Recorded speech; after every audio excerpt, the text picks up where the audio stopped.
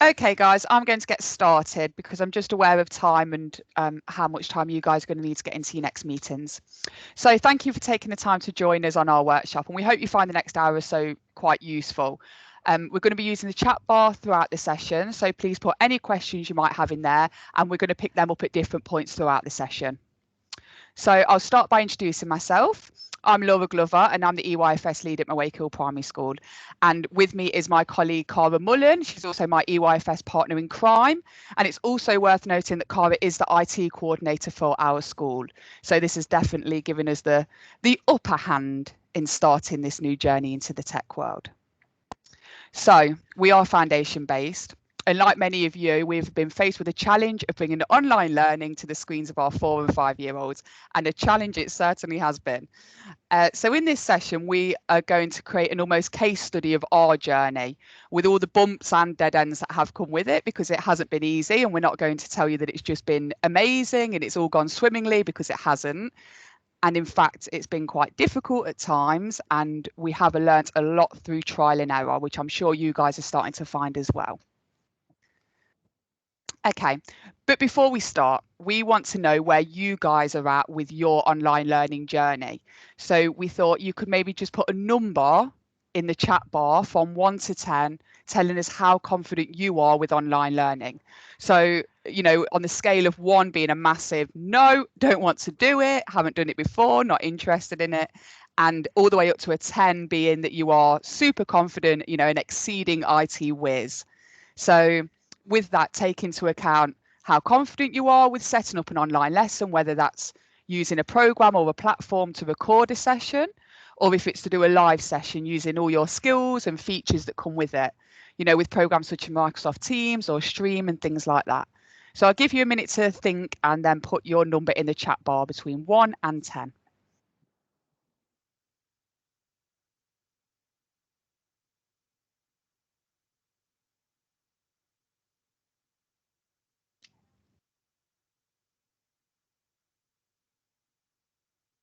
Okay, Cara, are we starting to get any numbers through?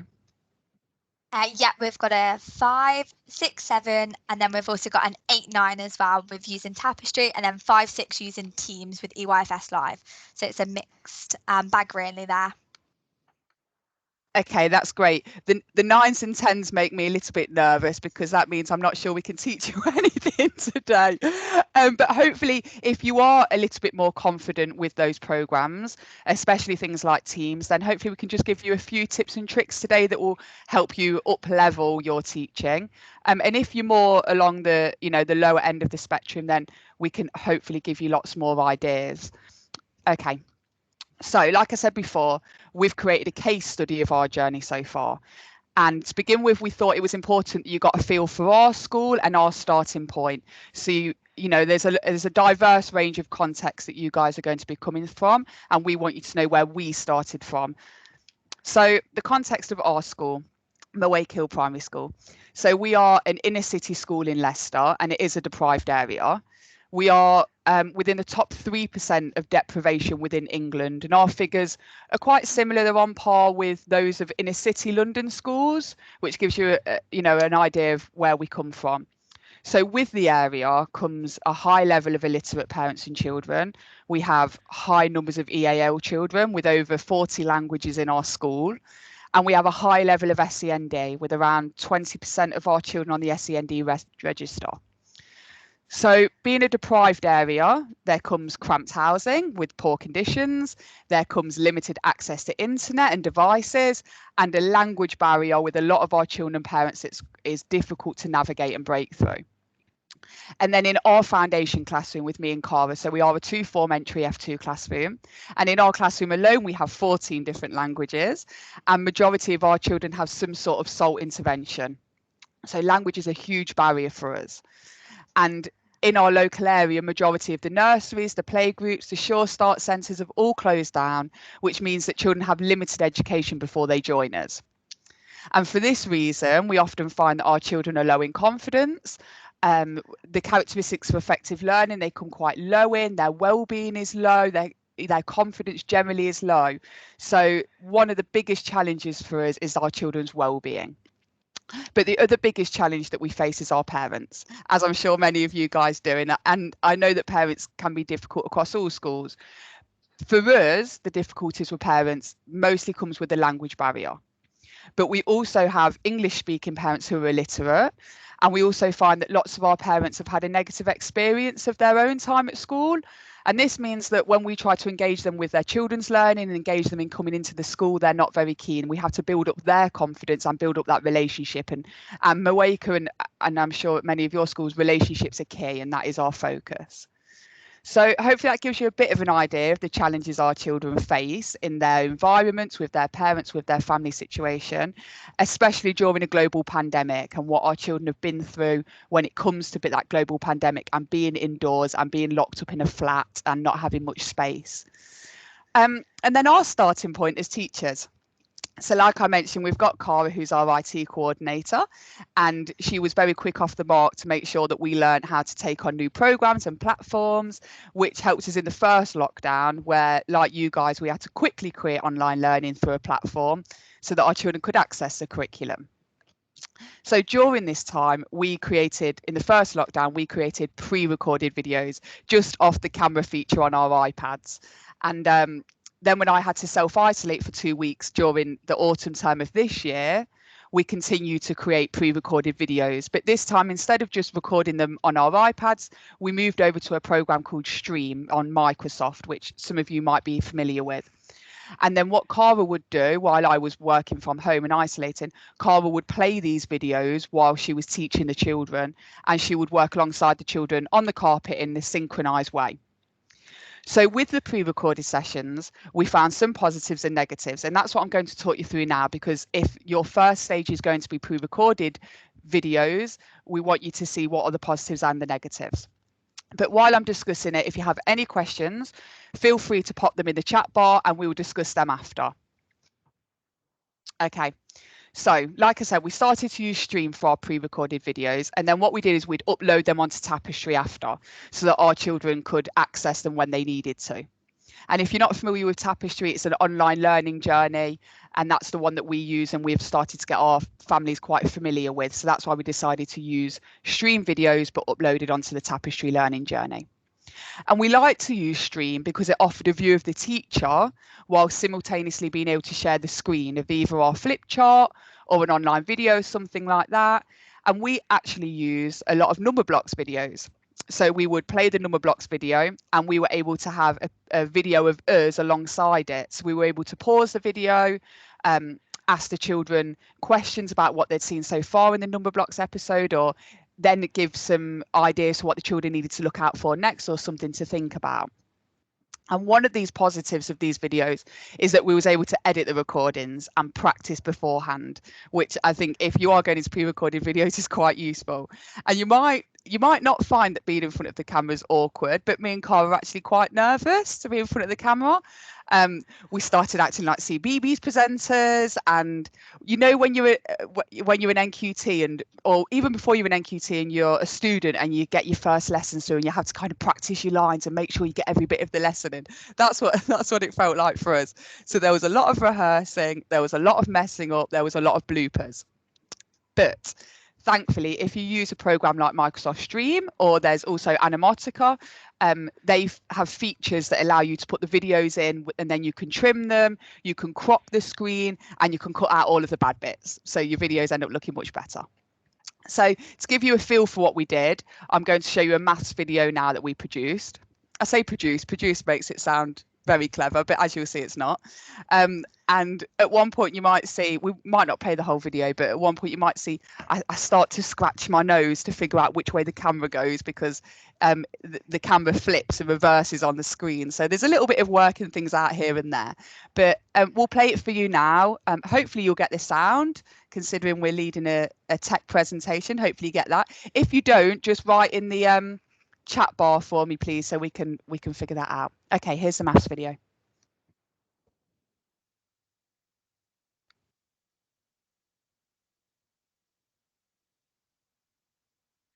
Good morning, Foundation.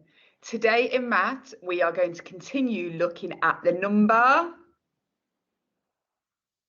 6. Well done. This is one way to show 6 on your fingers. Show me a different way. You might be showing me 3 and 3. We learned about that one yesterday, didn't we? You might also have remembered the really tricky way, which was 4 and 2, or 2 and 4, whichever way round, it's still the same. Okay, I need your help today. I would like you to have a look at the box on this side and look at the box on this side. And I want you to tell me, how many dots do you think are in each box? Let's have a look at this one first. How many dots do you think are in the box?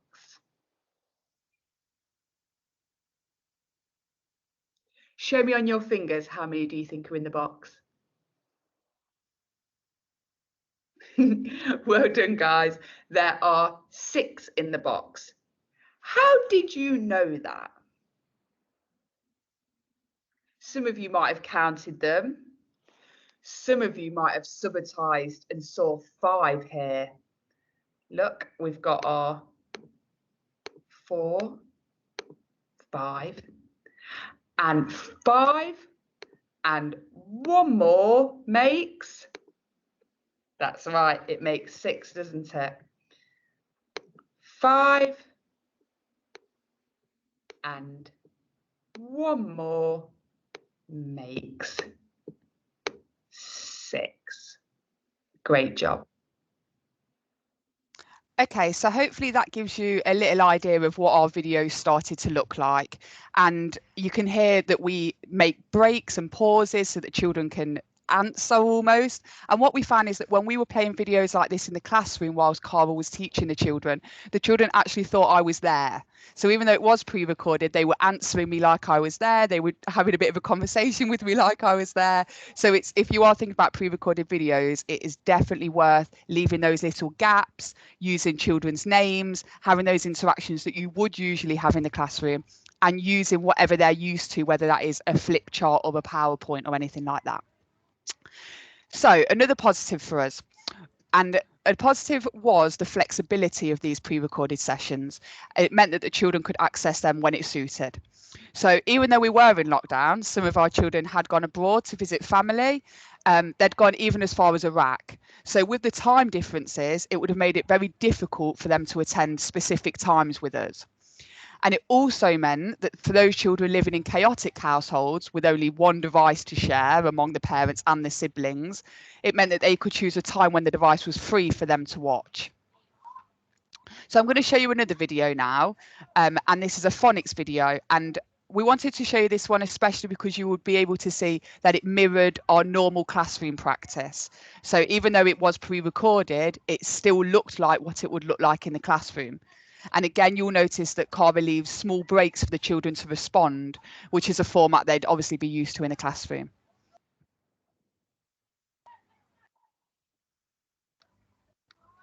Hi guys, today in phonics we are going to look at a diagraph. Remembering that a diagraph is 2 letters that make 1 sound. You guys are good already telling me. Fantastic. Right, we're going to recap some of the ones that we previously looked at to start with. Are you ready? My turn. Shh, shh, shh. Your turn. My turn. Shh, shh, shh. Your turn. My turn. Shh, shh, shh. Your turn. My turn. Shh, shh, shh. Your turn. Good job. We have the diagram. Shh. My turn. Shh. Your turn. My turn. Shh. Your turn. Good job. And on the back we have a snake and a horse. So we sliver down the snake and then down the horse's legs and over his back. And the snake is slithering through the grass. He's getting, and the horse is getting really cross. Show me your cross faces. Good job. And the horse says to the snake, shh. So the hissing snake says, and the horse says, shh. Good job. What sound does it make? Shh. The hissing snake says, and the horse says, shh. Good job. I'm going to tie it into the phonics pack. Are you ready? Big boing. Ooh. Get it in. When you spot it, you've got to shout, there you are. I'm looking for you to be loud, especially you, Willow. Are you ready? Let's go. What sound is this one? robot, flower, leg, egg, horse, food.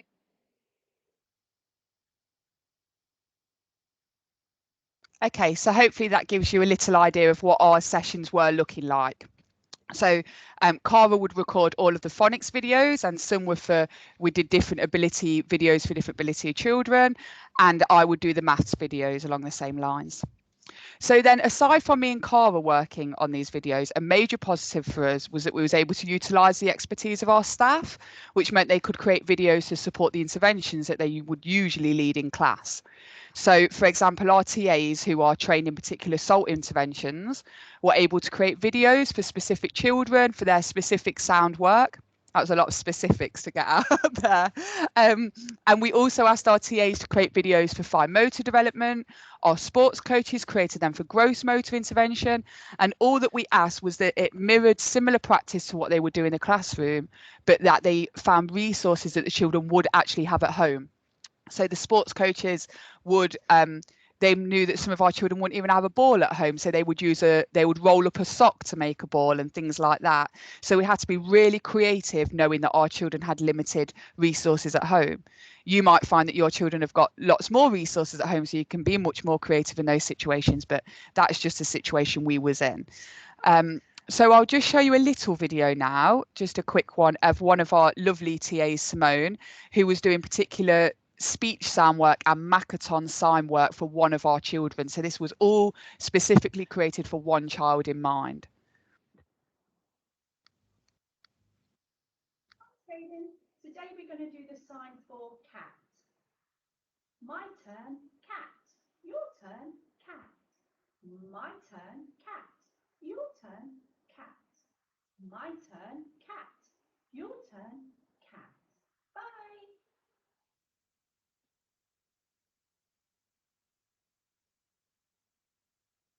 Today we're going to go and do the sound My turn, Your turn, My turn, Your turn, My turn, Your turn, Bye. So as you can see, these were quite short videos that the TAs were creating for the sports coaches and things like that, but they were really specific work for specific children, and that really helped carry on their interventions whilst they were working from home. So that was really good for us. And having mine and Cara sessions and the TA sessions and the sports coach sessions all ended in us having a great bank of video lessons, and they ranged across all subjects and intervention types. And now we're going to be using these videos to send out to children when they need them. So that could be for homework, that could be for specific sound work that they need, that could be for if they're isolating, and instead of being able to call them into the meeting, we might send them pre-recorded videos home depending on their situation. So that was the positives. Now we're going to have a look at the negatives. Okay, here we are. So you can see them on the board. So there were a lot of positives to creating pre-recorded sessions, and like I said, there were some negatives. And the main issue for us, and I'm sure that some of you have found as well, is that we were unsure if the children were actually watching the videos. So we were setting challenges during the videos and asking them to upload their responses onto Tapestry. And some children were doing this, but a lot of the parents, we were still teaching them how to upload something to Tapestry. So we couldn't be sure if they were actually watching anything yet. For the children that were uploading things, then came the difficulty of assessing the uploaded work. And it was hard to see how independent they'd been. So were parents helping them? Were older siblings helping them? Because it was uploaded, it was hard for us to tell. And aside from these issues, our main concern was the children's well-being. And because we weren't able to see them face to face, we weren't able to assess their safety. And that is something that we assess daily in our school, because as you can imagine, the context we're in. So for us not to be able to see them on the screen was difficult. And we were making well-being calls, like I'm sure lots of you have, but our issue was that a lot of our children had lost the confidence to come to the phone and speak to us. And it was important for us to be able to see their face. So because of this, that is when we decided to trial live lessons, which Carver's going to talk you through next. Before I do, is there any questions or anything I need to answer, Miss Mullen, or have you been covering it along the way? There was just a question about how many pre-recorded videos, and I've just answered that in the chat bar. Oh, brilliant. Well, then I will move it over to you, Miss Mullen, to speak about live sessions. If you do think of any questions, guys, keep putting them in the chat bar, and also at the end of the session we'll leave our email addresses, so you can, if you have anything after, then you're always welcome to email. So this is my bit now. So we obviously started with all of these pre-recorded sessions, so that's where we started, and then we started to have discussions and conversations with various adults and professionals, both within and out of school, who suggested that we have a go at trialing some live lessons. All of Key Stage 2 within our school were all using live lessons, but Key Stage 1 and us as early years were using still pre-recorded. So myself and Laura, we were like, yep, let's go for it. We're happy to trial. And we wanted to compare the results that we were going to get from the live sessions against the pre-recorded that we'd already been completing. So we got started the following week. So there was a lot of planning, obviously, before that, a lot of conversations. We were making decisions of, is it right for our children being so young? Is it the right move for us? Are we ready for this? But we kind of leapt into it and I just gave it a go. So each week we'd call every family to do a wellbeing check with the children. So we'd speak to the parents and the children sometimes just to check how they were doing and if they needed any help or any support further. So as we had this call that week, we explained to each parent that we were going to move to online lessons.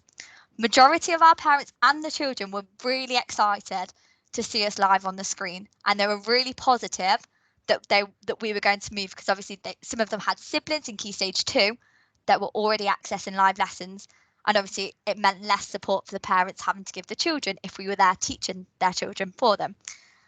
But as you can imagine, not all parents were as thrilled and excited as we were.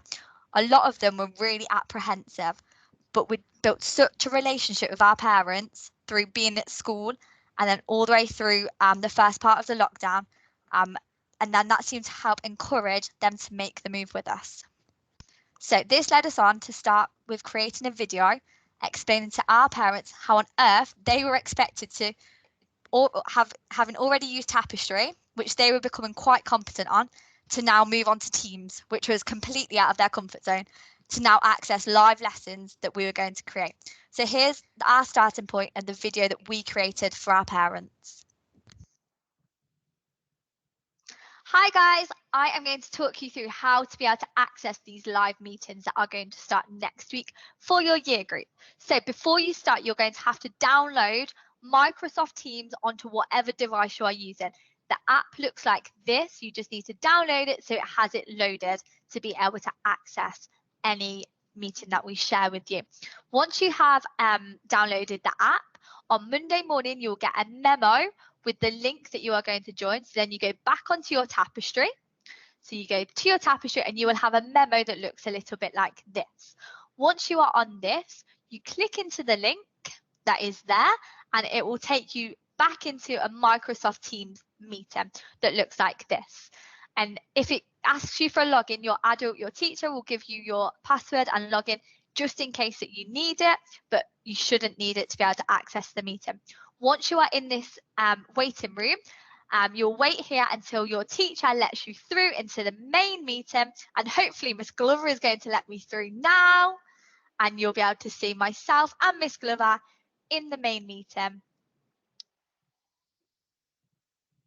And here we are. And then you'll be able to see all of us adults and all of the children as part of the Teams meeting. Okay?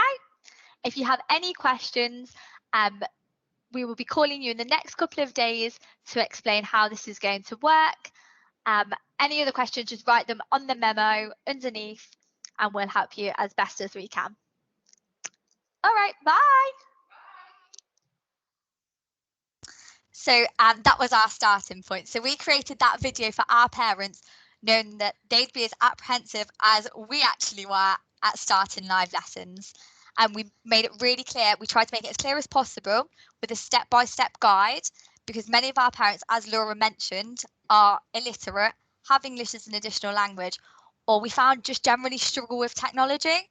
So we tried to make it as clear as possible for all of our parents to support their children to be able to access the learning live with us. Again, we obviously have some parents struggling with this, either not logging on, not being able to find the link, and just so many issues started to crop up.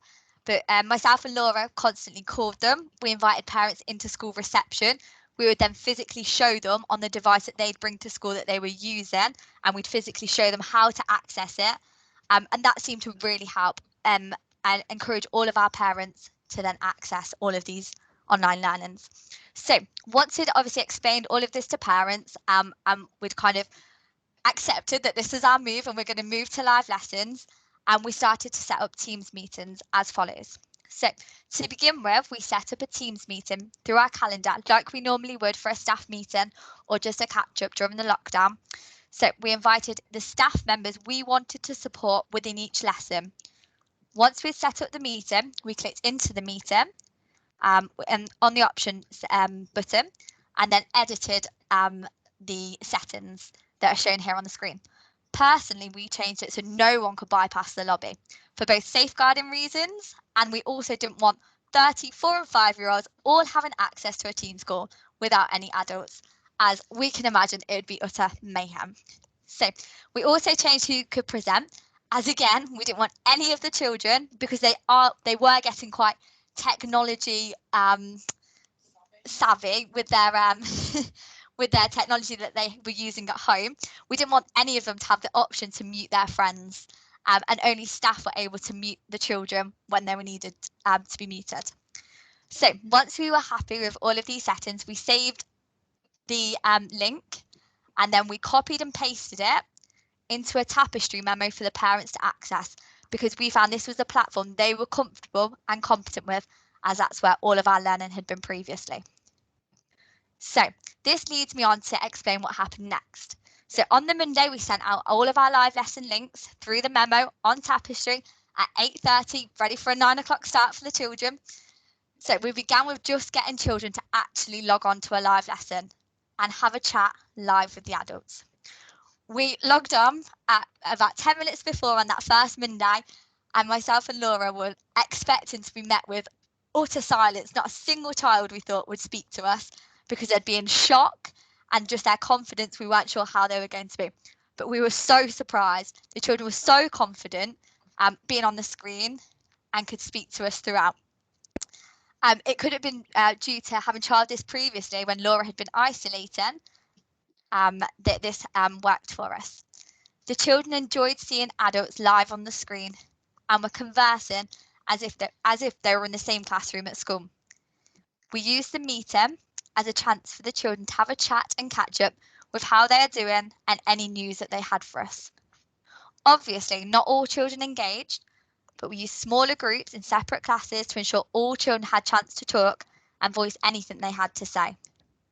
This led us on to demonstrating, this is the hard bit, and sharing our screen and explain to 30 children, 4 and 5 years old, some with parent support, some completely on their own with a device, how to use the mute function on their Teams screen. We focused on all of the children practicing muting, and then unmuting, and then muting again, and then unmuting. It was constant. The children actually managed to grasp this concept relatively quickly.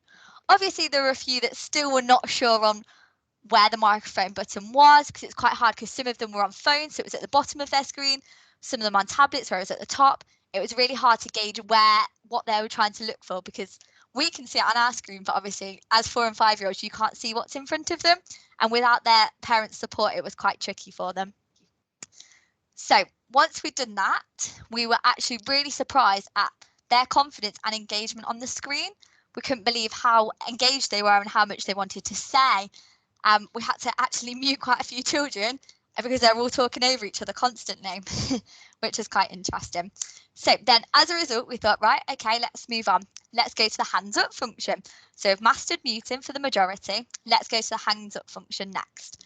So again, we looked at this in some detail but we found that it wasn't as successful as just being able to see all of the children, getting them to physically put their hands up. So we still taught them the function because they'll obviously need it eventually, because we're obviously moving into this technology focused world. But we practiced making sure they're putting their physical hands up just like we would in the classroom. We taught staff alongside the children these skills to make sure they were competent with the expectations too. And then once we've focused on these, we began to then read stories to the children and encourage them to use and apply the mute functions and the hands up functions to answer questions throughout the story. Again, we were thrilled with how well the children were able to use these skills and they were able to apply them into these contexts of a story. We also had other staff members, so our TAs also supported with every session to support muting any children that had either background noise that they were not aware of or had not yet mastered the mute function skill to mute themselves. So once we'd mastered all of that, we looked at breakout rooms. We'd create breakout rooms at the start of a session. So at the top of our team screen, we'd create the little breakout rooms.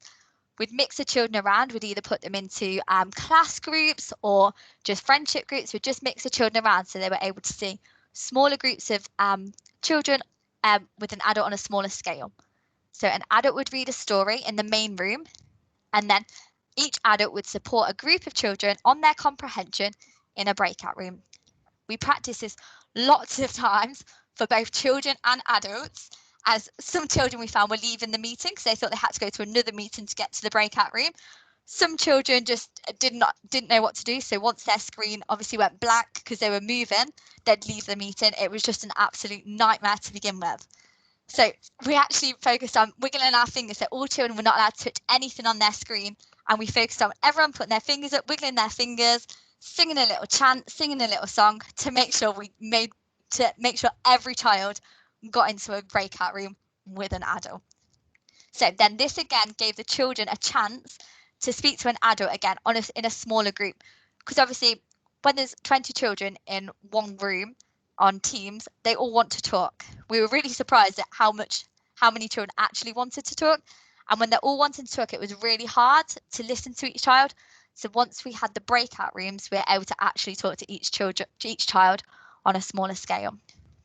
So practicing the breakout rooms on this small scale then helped support us when we wanted to then use them in a live maths or a live phonics session that we were going to later complete.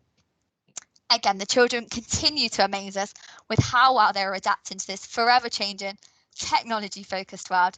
And throughout all of these sessions, our attendance grew significantly and the children's confidence and enthusiasm began to soar. As a result of the positive feedback we were getting from both parents and children alike, we began to expand our timetable. We started with delivering 2 phonics sessions a day to 2 separate ability groups, as we would in school. These mirrored the pre-recorded lessons that Laura played to you earlier and those that happen in the classroom. And this allowed the children again to have the same structure they are used to.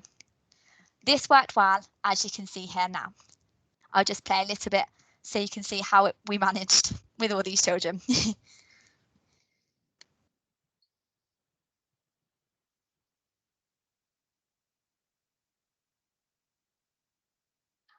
Well done, Brio. Great job. This one. Well done, Evie. Keep going. This one. Exercise. Good morning, Fatima. This one. Slow chat. Great job. This one. In the box. Well done. This one. This one. Kangaroo. Well done, Brio. It's going to be T. Nice and loud. This one. Leg. Well done. This one. Zip. This one. Robot. This one.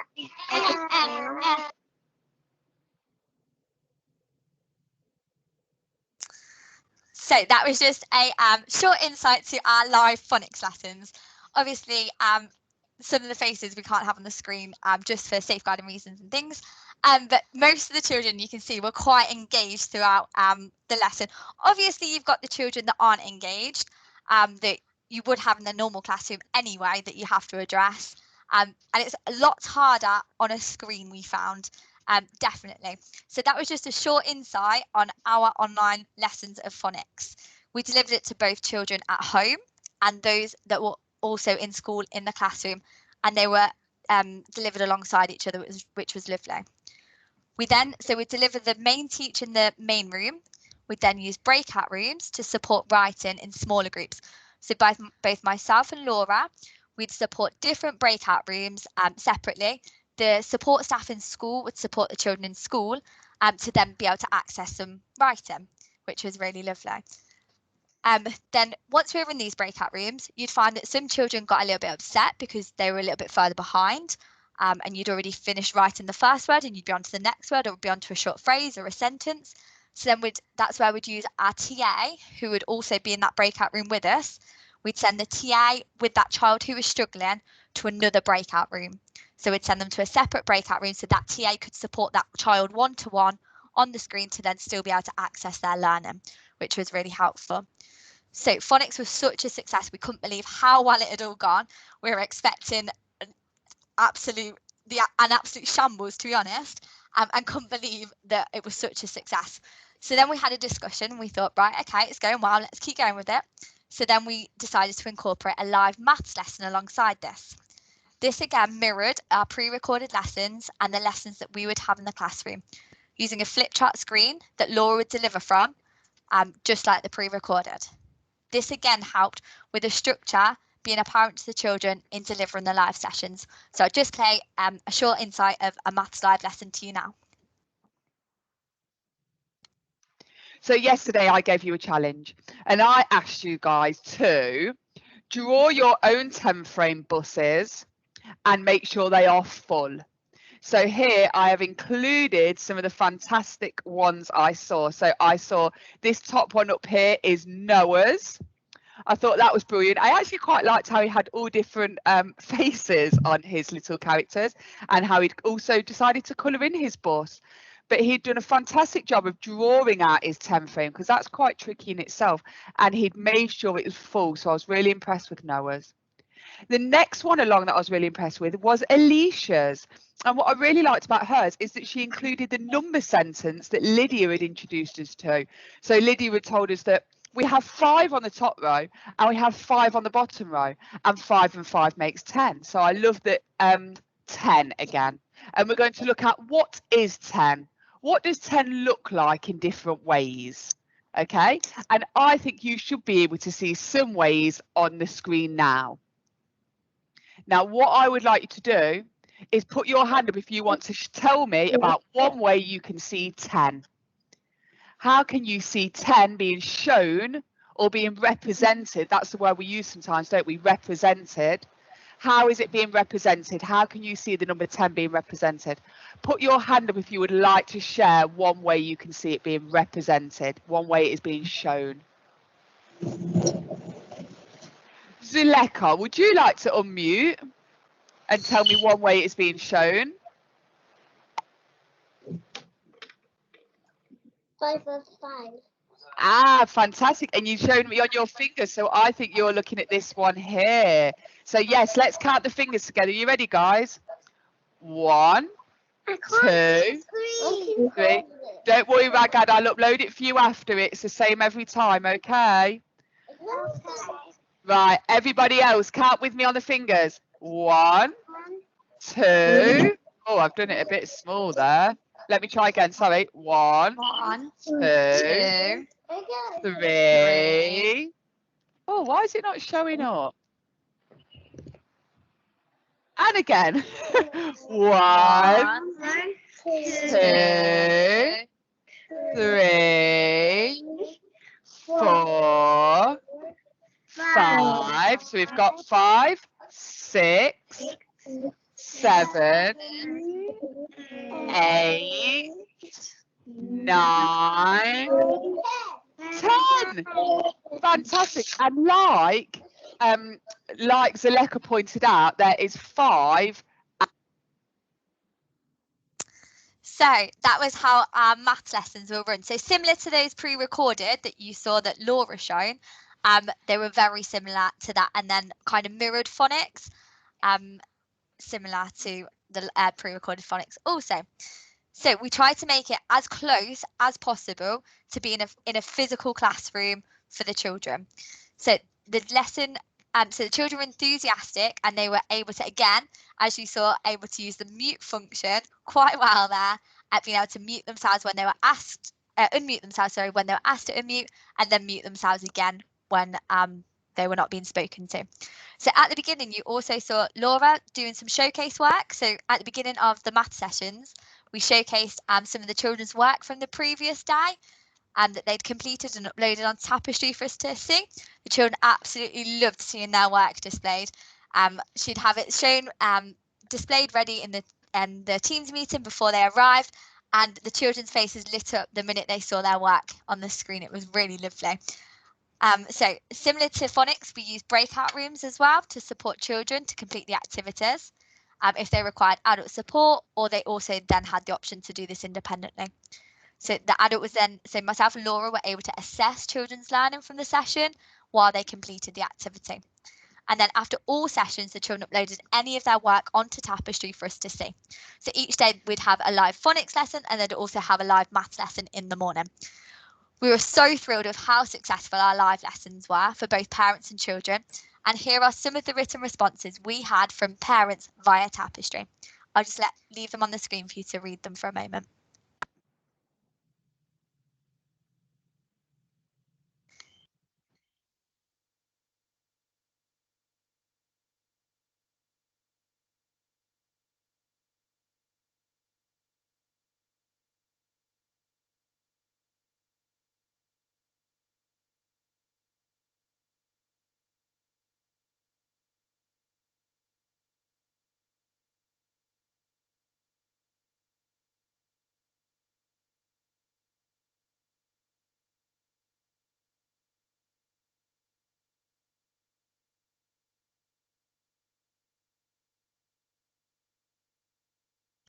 So there was some lovely feedback that we had from parents throughout all of the sessions, which was wonderful.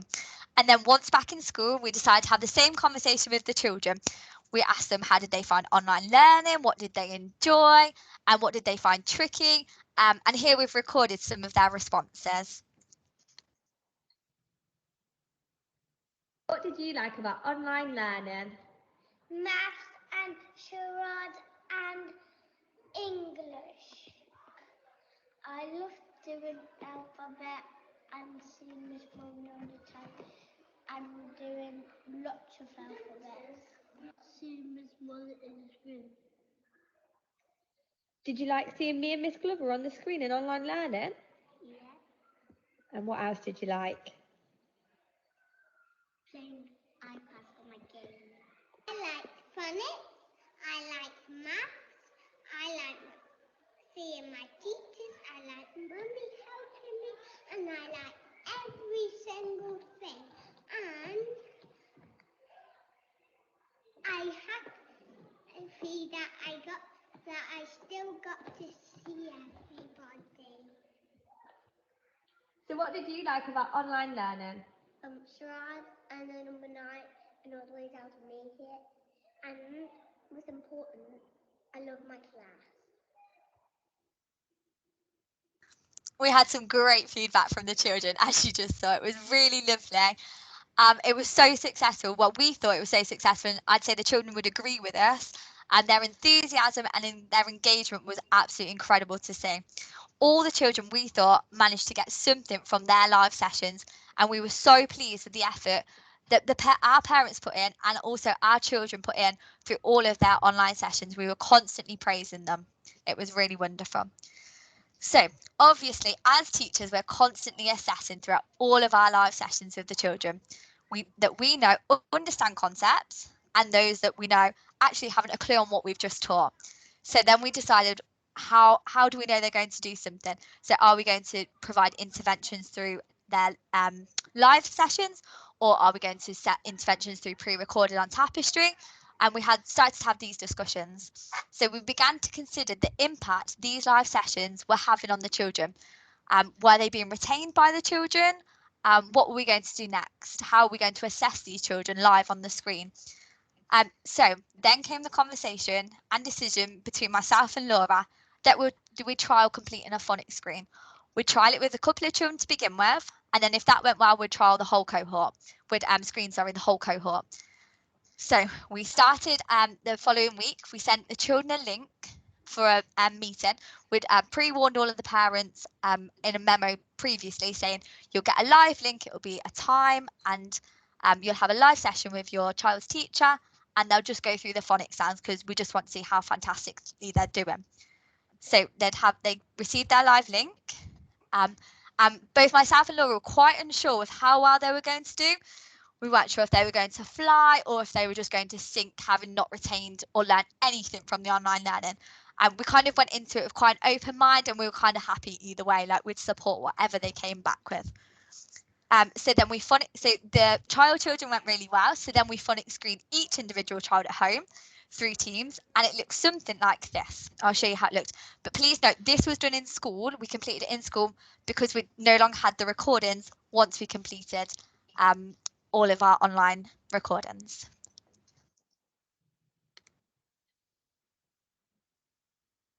It won't go to more 100. She's on full blast. Right. Okie dokie, Miss Lydia.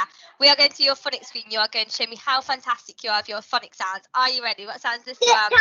Good girl. This one? Great job. Wow, we're doing great job. This one? Exercise. Wow, we're doing this one. One. Wow, doing. Jack in the box. Fantastic job. Oh, this one? Leg. Wow, doing. Robot. Wow, doing, Miss Lydia. Flower. Great job.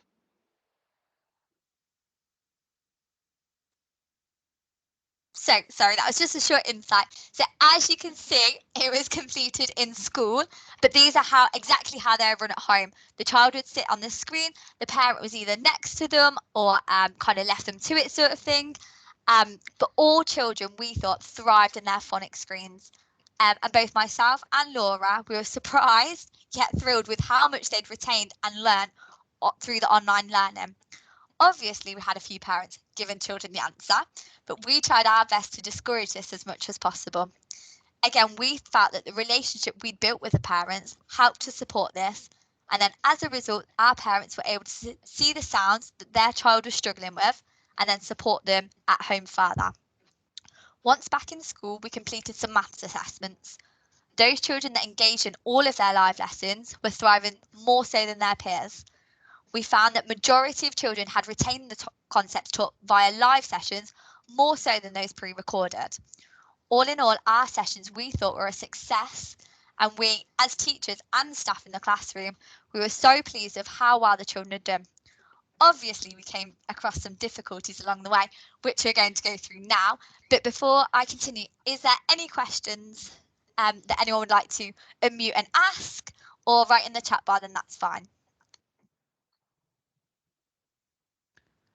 Cara, there has been a little bit of discussion happening around getting parents involved and how to encourage them a little bit further, which I said was definitely a difficulty for us.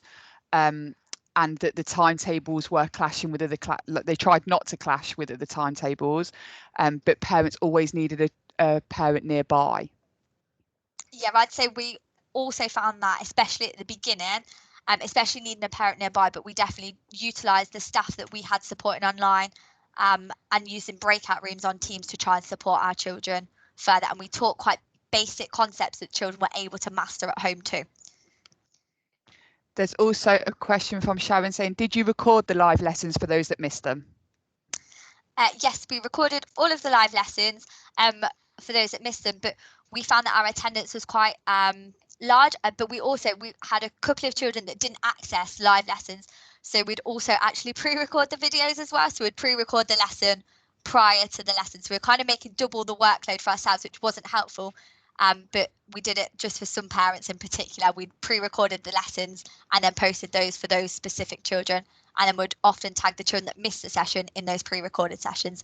But yeah, we would have, if not, we would have posted the live lessons for those that missed it. And we also found with that, didn't we, that some of our children live with grandparents, and asking them to upload things onto Tapestry and access videos and learn about phonics and number mastery and all these things, we were already asking quite a lot of an older generation that maybe weren't so tech savvy. So we were very aware of that and wanted to support those grandparents that were also the child's carer, to help them and support them rather than putting too much pressure on them, which we already felt we had done a little bit of.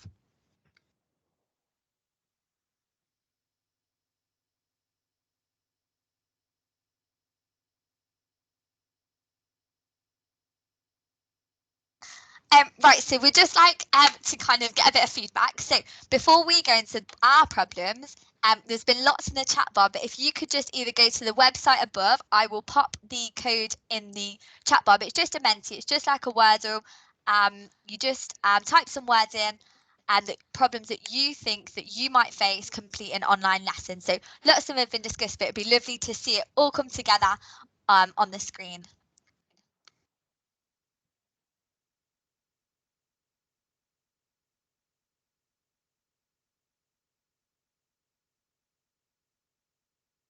So yeah, guys, if you can just start to think about any problems that you might have. Obviously, we've discussed pre-recorded sessions, but any problems you might find with live lessons, things that have already come up or that you think might come up, and we're just interested to see things from your guys' perspective.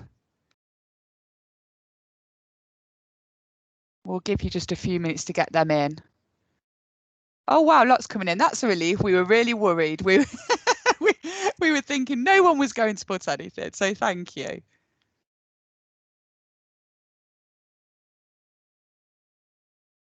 Okay, so we can see devices is one of the major things, and that's something that I'm going to come on to next. So that's great. Behavior, yeah, something we're very familiar with at Mowmacre. So that is something that did come up as an issue with us as well. Technical problems, yeah, Cara's going to go through a few of the technical problems and how to solve them, but I think it is definitely a lot of trial and error. There was 1 week where I was trying to share a video of a number blocks video actually, and I tried to share it every day, and every day it did not work. Either the sound didn't work, the picture didn't work, the children couldn't see it. But we kind of used it as a teaching moment and spoke to the children about persistence and problem solving and being resilient and things like that, and that actually kind of worked in our favour. And thank goodness by Friday it worked, because if it didn't, I don't know where that would have gone for us. What else can I see on here? Safeguarding, yeah, I think seeing them live on the screen was the main way for us to solve safeguarding issues, and not letting them into the live meetings before anyone arrived, if that's kind of the what you were getting at with that. But if not, write something in the chat bar for us to see. Engagement, that is something we'll come on to. That was another problem for us, especially because you find that these children are in their pajamas, probably eating their toast, living their best life, and pulling the children back and keeping them engaged when they're jumping around their bunk bed was quite an issue. But that is something that we tackled with the same way that we would tackle in the classroom. We praised the positive, and sometimes we would call those children out for not behaving in the way that we expected. We'd also find that some children, we were able to deal with it sensitively by calling the parents and having that discussion with them about the behaviour and what is expected of them on the screen. What else have we got on there? Internet access, again, like devices, something that we are going to come on to in a moment. Internet access for us, we were very lucky in that we were able to provide internet access for those children and families through, was it a dongle that's the right word, isn't it? Yes, through a dongle. Yes, and a SIM card that they could access the internet from. So that was one way of us tackling that difficulty. I think have I covered everything, Cara? Timetable clashes, again, was a major issue for us, and we solved that through devices. So I will talk you through those things now.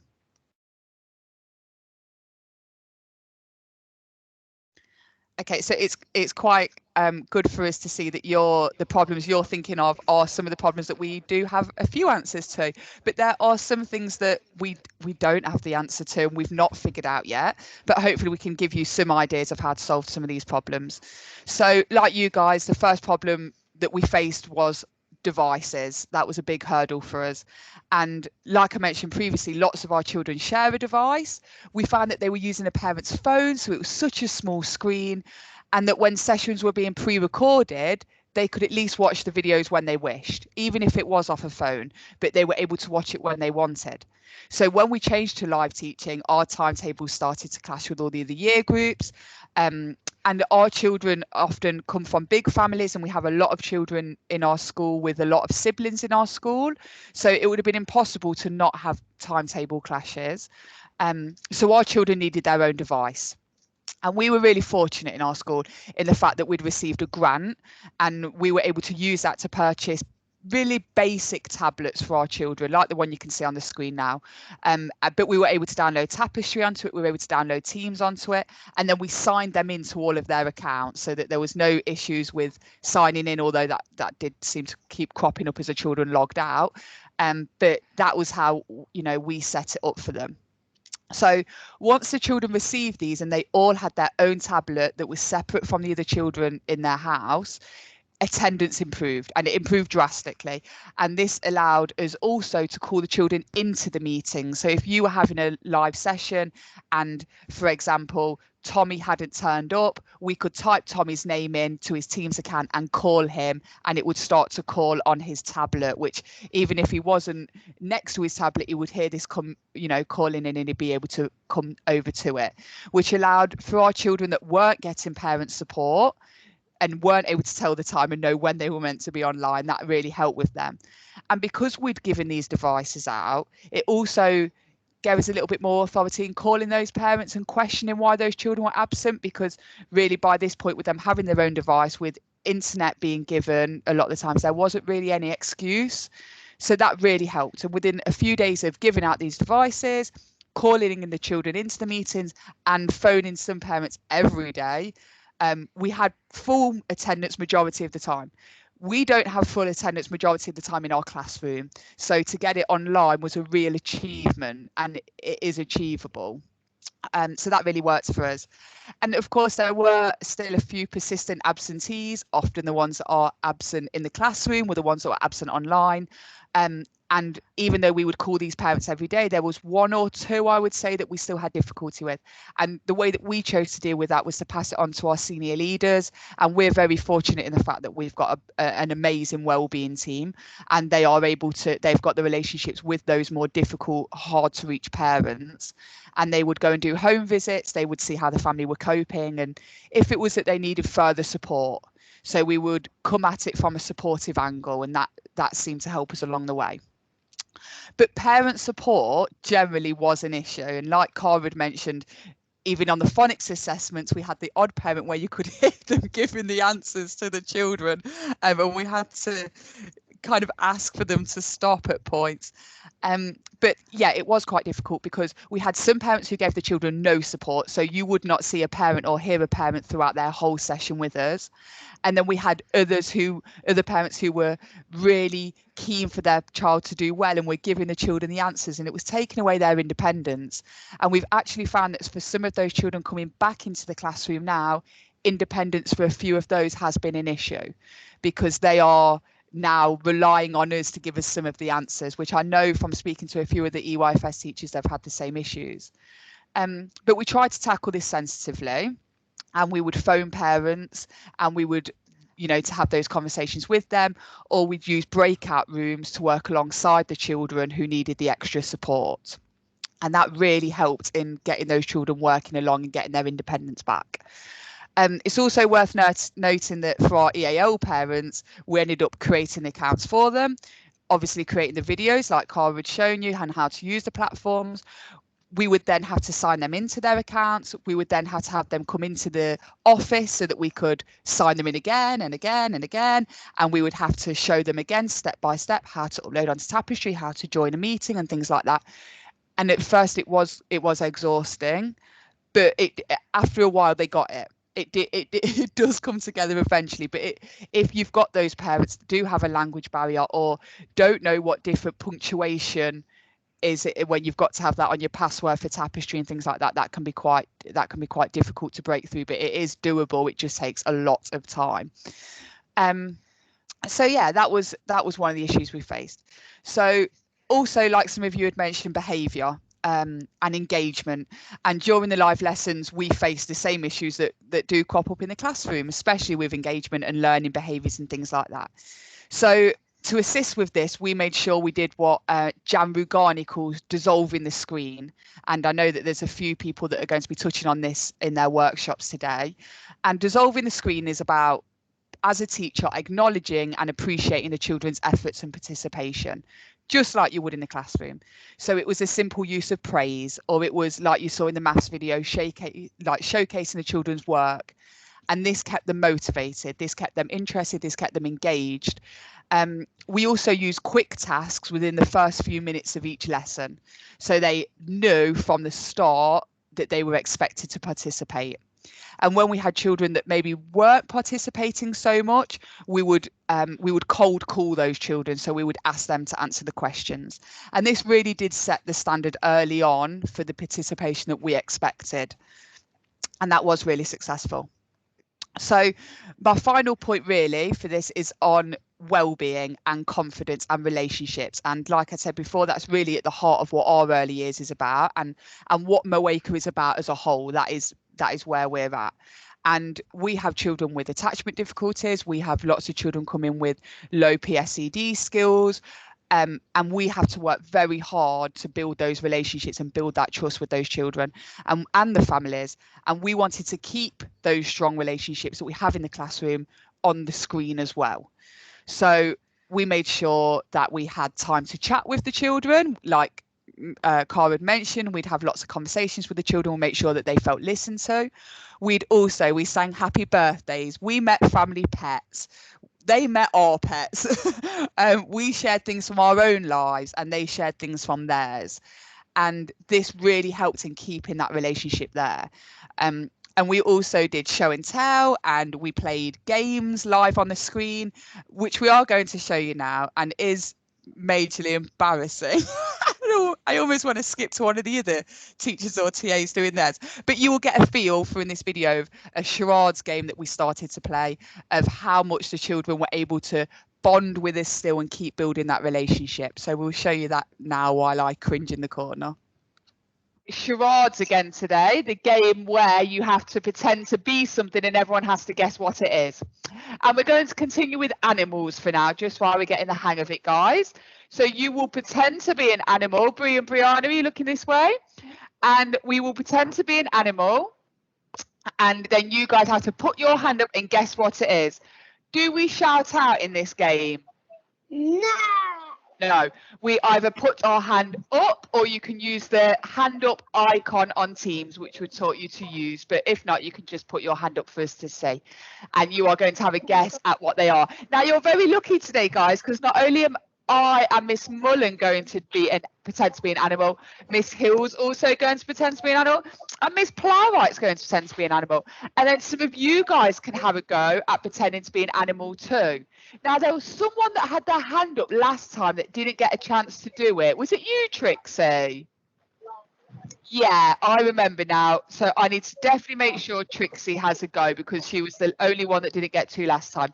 Okay, then, are we ready? Shall I go first, considering I'm spotlighted? Go for it, Miss Glover. Oh, I've already forgot what I was going to be. Oh, I've got it. Guys, mine's got sound effects in it, okay? So you need to listen to the sound effect to help you understand it. It's going to be a hard one. I'm making them trickier now. Once you know, remember, put your hand up or put your hand up on there. Are you ready?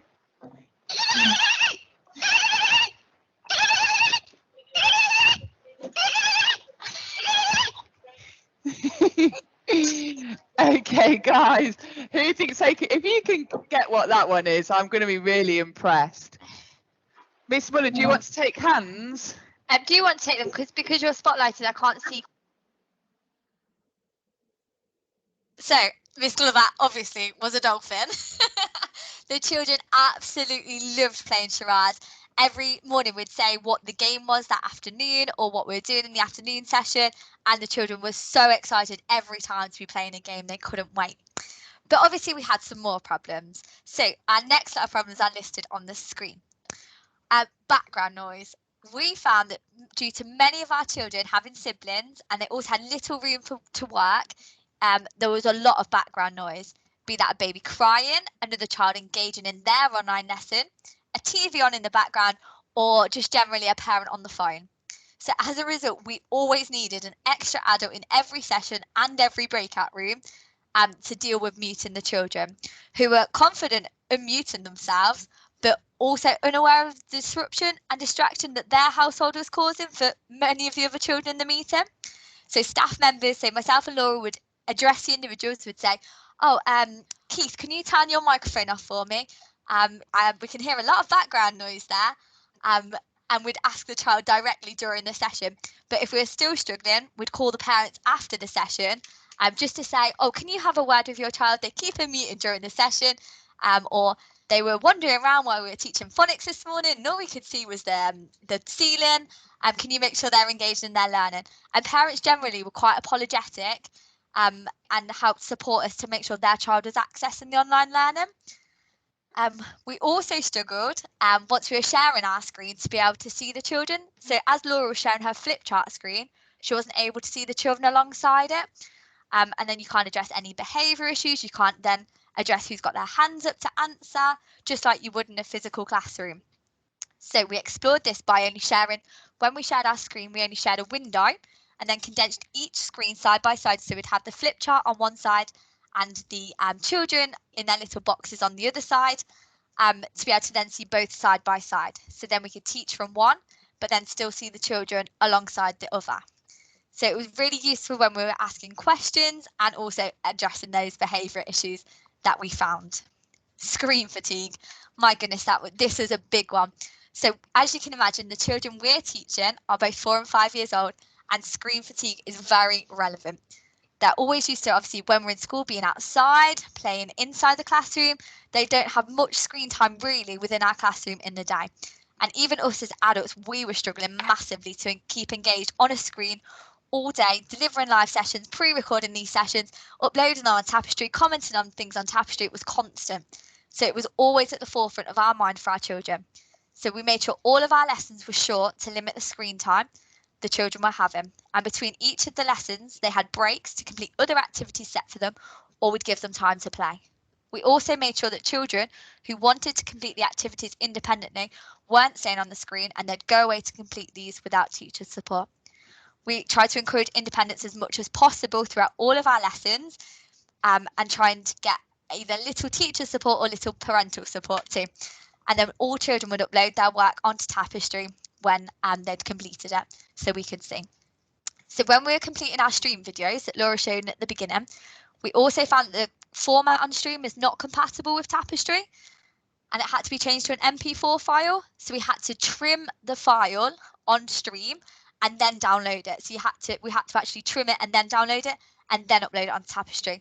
And then we also found that Tapestry only lets 10-minute videos.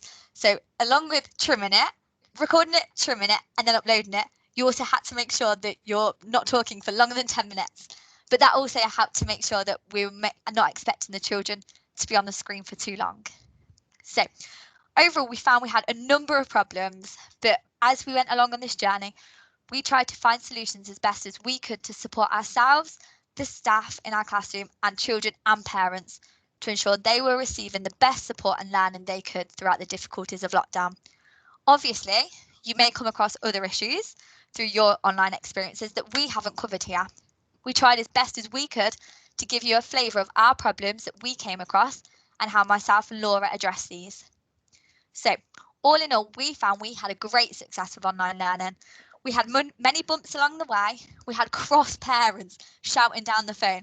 We also had parents crying down the phone. We had children devastated on the screen of what we were asking for them. Our pace was too quick. We were going too slow. We even had staff members. They were constantly struggling. We were going from pre-recorded to live and then back again. We were just constantly changing, and our expectations of them changed constantly. We aren't saying we had it perfected at all, but in these strange times of the last lockdown, we actually managed, we found, and we were able to provide our children with the education that they really deserve. So we started with pre-recorded and then we went to live, and it actually only lasted 8 weeks. But from our point of view, it seemed to be never ending. We were so thrilled with how well the children adapted, and they were able to join us and thrive in their learning, and they soared with confidence. In these strange times, we saw progress from all of our children in all areas of learning, and we managed to maintain the personal side that is so relevant for us from being in the classroom. You may not have started your journey, and you may not actually be ready for this, but when you are, and it does happen, believe both me and Laura, we were so surprised at how versatile and adaptive these children can be. They continue to surprise us each and every day, and we were honestly so happy with them. But you also might be on the other end, and you're actually well into this technology-driven world, and this workshop helps give you some pointers and tips to support it. Regardless of which we do hope that this workshop has been somewhat useful, be it technology-based or keeping well-being at the heart of all of your online learning for the smallest children. Myself and Laura will stay on now. If you have any further questions, please pop them in the chat bar or feel free to unmute and we'll address these. But from us, as class teachers who are so nervous at starting to deliver this presentation, which is really far out of our comfort zone, and we much prefer standing, teaching 50 or 60 4 and 5 year olds, we really do thank you for your time and engagement throughout. And we'll stay on now. There is also a evaluation that will pop in the chat bar. If you could evaluate, be as honest as you like. We are happy for any feedback. We appreciate any feedback as always, but we do hope that this has been somewhat useful for you, and we've kind of given you some sort of an insight into our journey and how you can adapt it to suit your school and your setting. Just to add to that, don't be too honest. don't be too cruel to us. But yeah, we do hope it's useful. We have put the evaluation in the chat bar, and if you could fill that out for us, we would be really grateful for that. Two other things is that now on the screen, I'll just be putting in, it should come up in a moment, our email addresses if you do have any of the questions.